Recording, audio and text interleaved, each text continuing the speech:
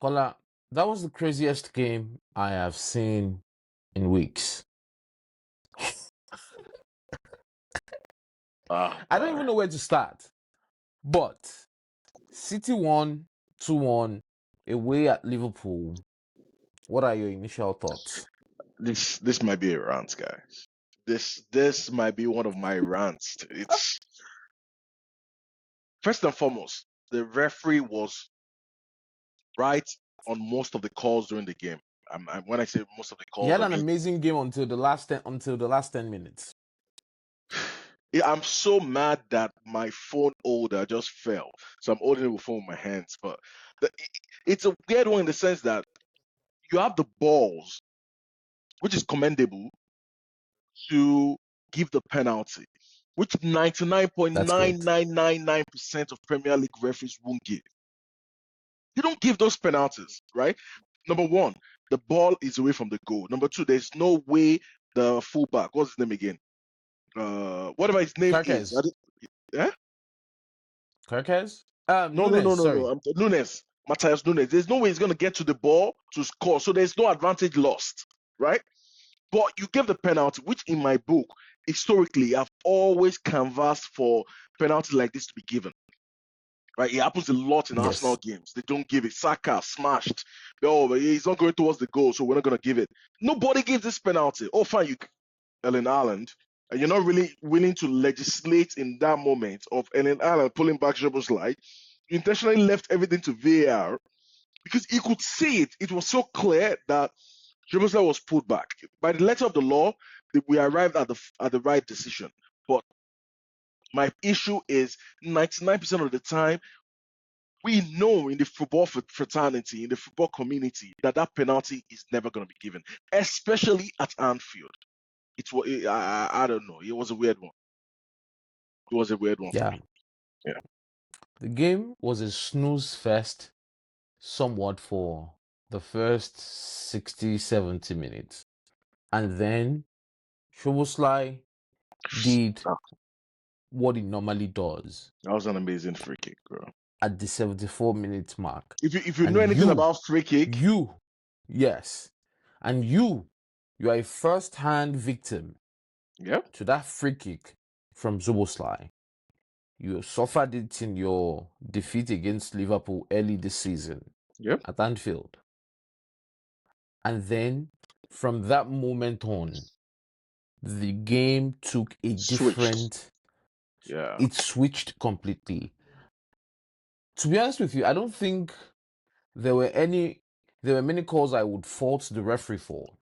I think the penalty against Liverpool, I think it's probably a penalty. No, it's a penalty. No, it's a penalty, Yeah, but nobody gives it. That's my issue. Well, I'm not saying it's not a penalty. I'm not even calling like out. What's his name? John Brooks. I don't know what his name. I think his name is John Brooks. Yeah. I'm not calling it out. It's just so if it's just me that's saying this, right, you would feel away. The commentators immediately give that penalty. The commentators say nobody gives this penalty.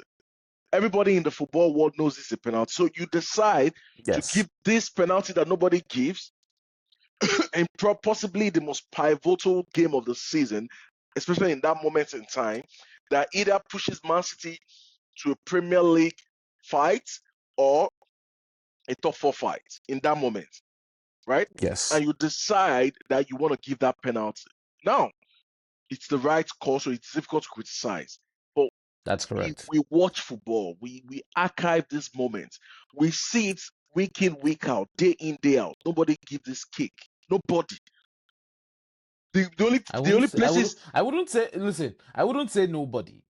When they don't, we call them out. If that was my team, if that was that's my problem.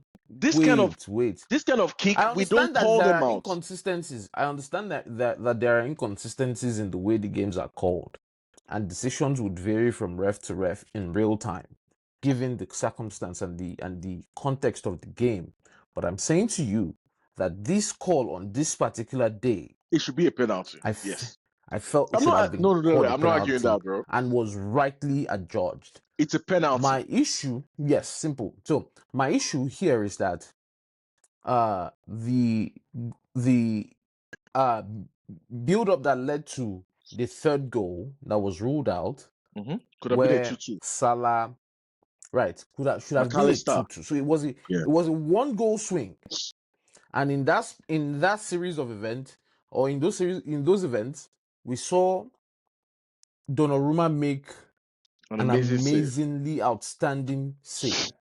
That save was one, and then the events that followed, Salah and the striker that comes in very late in the game, they were fouled in the box. Chiesa.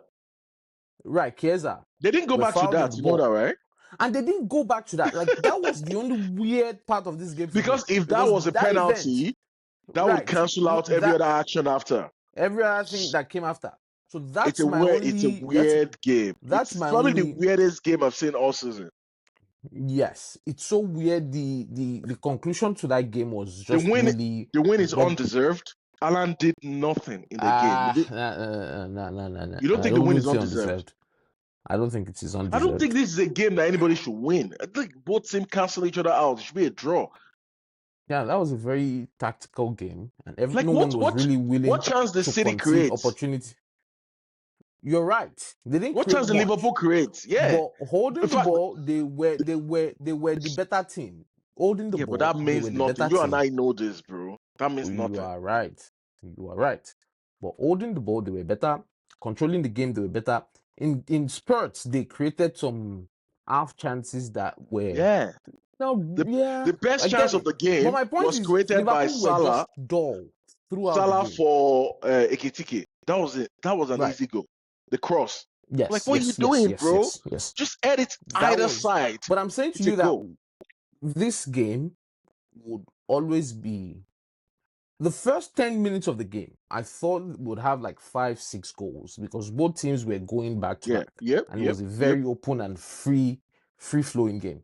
But my point is, as from like minute 15 till like minute 60, 70, there wasn't a lot. It was really tactical, and people were not trying to give the other side any opportunity to go.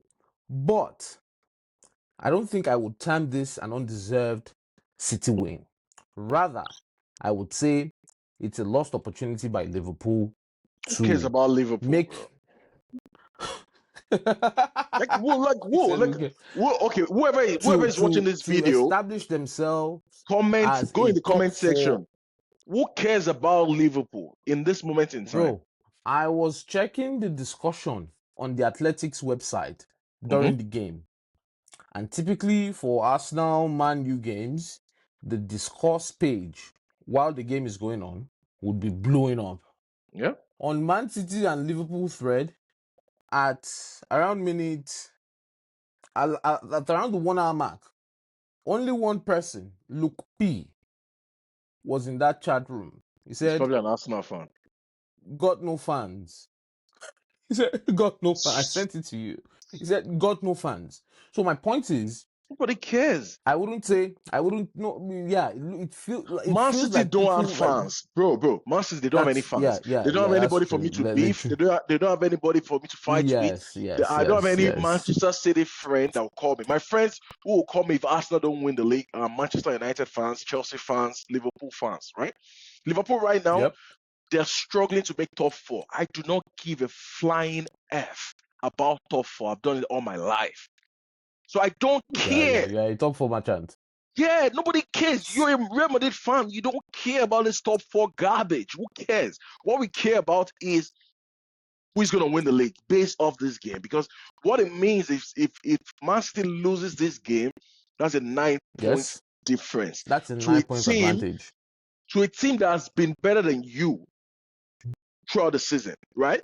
Which means if we extrapolate the data from the first 24 games-ish of the season and extrapolate to the last 14 games, even if Arsenal and Manchester City are equal on points, we've been better than them, which means we're probably going to win the league, right? So that's from a scientific standpoint. If you look at it from an emotional standpoint, Manchester City have scored a point today in the title race, right? Because they've gone to a ground that is notorious for most people losing.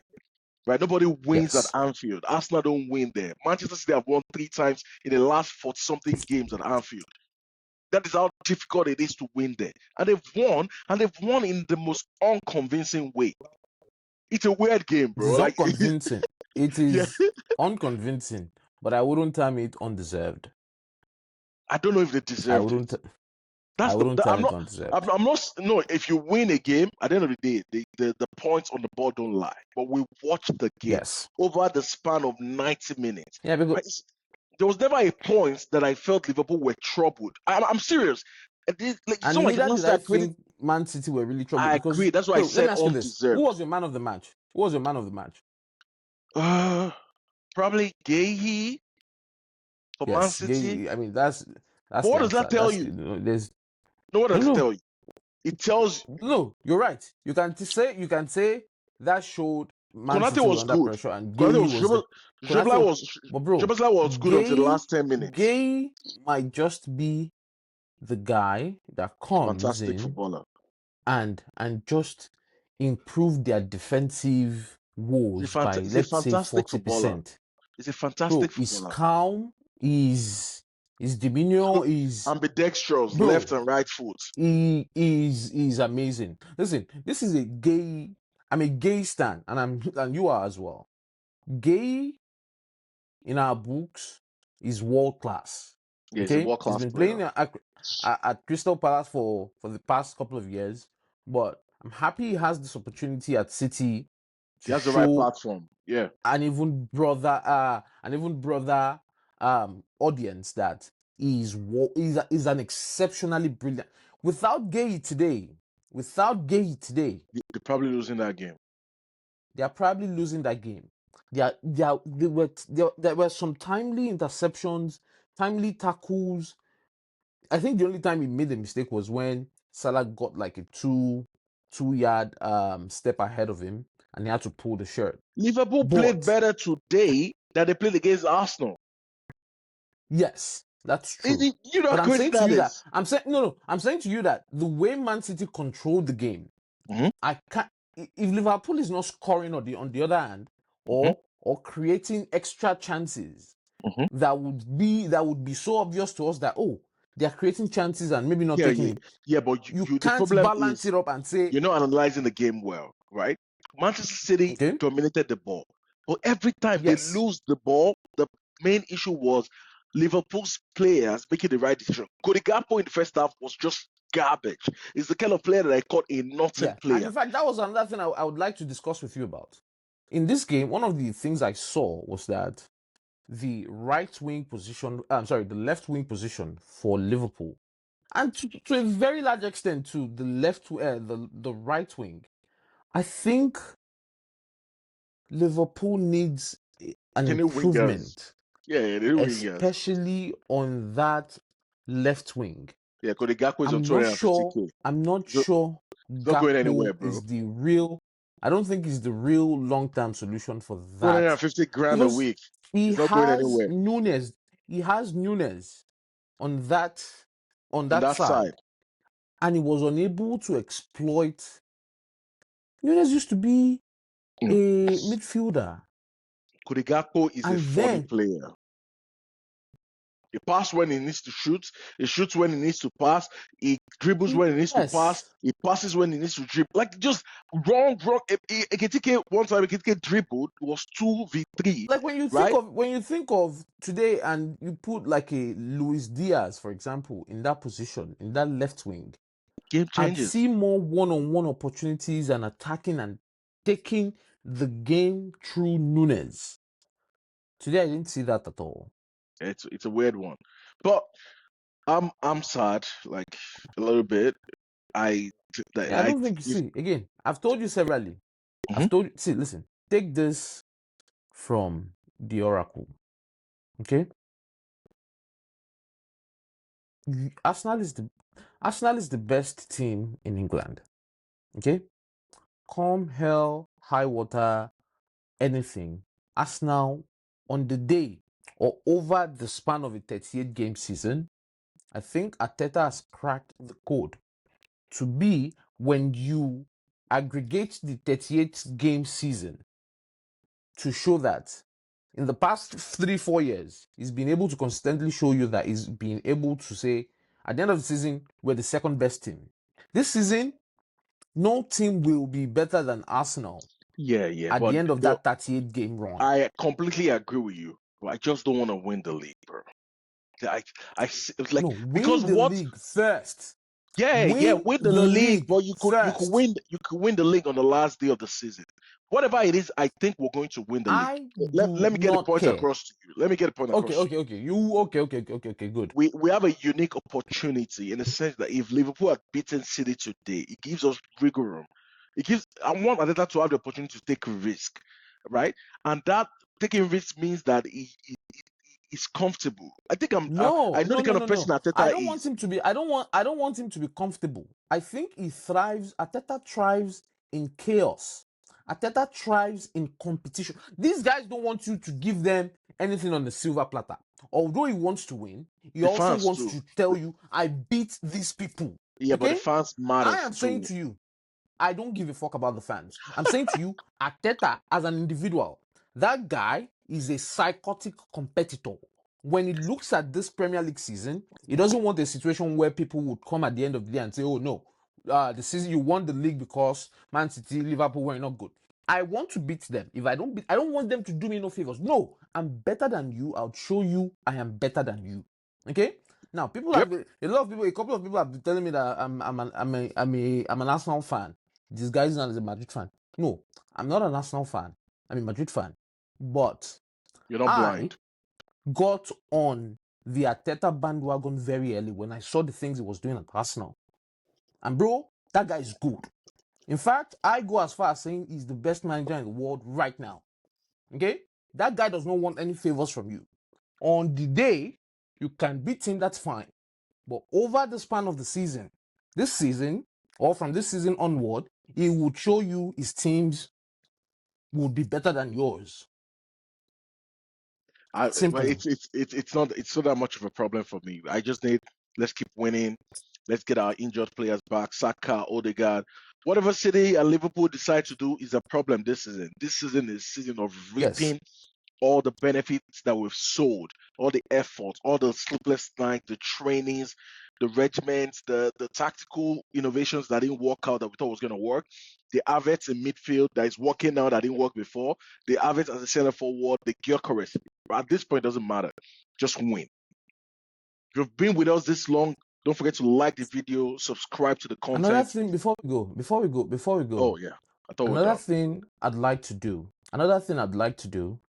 is give Liverpool fans. I just said I don't give a fuck about Arsenal fans now.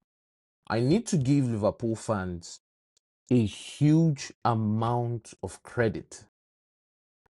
You know my beef with Liverpool in the past. They don't play some of the players I think they should have paid and all of that. But there's something Liverpool fans have that endears me as a fan of Madrid to them. Bro, at every 21-minute mark in their home games, they continue to give that standing ovation to Diogo Jota. Yep. That's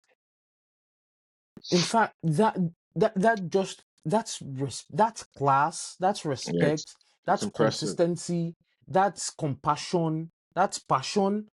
And Liverpool fans, I've really not had the reason to go against them in my life because I'm a Madrid fan. I beat them, but that show of class, of compassion to Jota and Jota family is as it just blows my brain. It melts my heart, and that makes me really respect them every time they do that. The classic club. You just at every 20, 50 something minutes, you just start hearing back, and that back to me, it's everything. And I think, in fact, when I beef them that they don't play players like Diaz or Mane in the past, I think that shows why some players want to go there. Because the moment that the moment they initiate you into their fraternity, into it's that a cult. fraternity, you are theirs.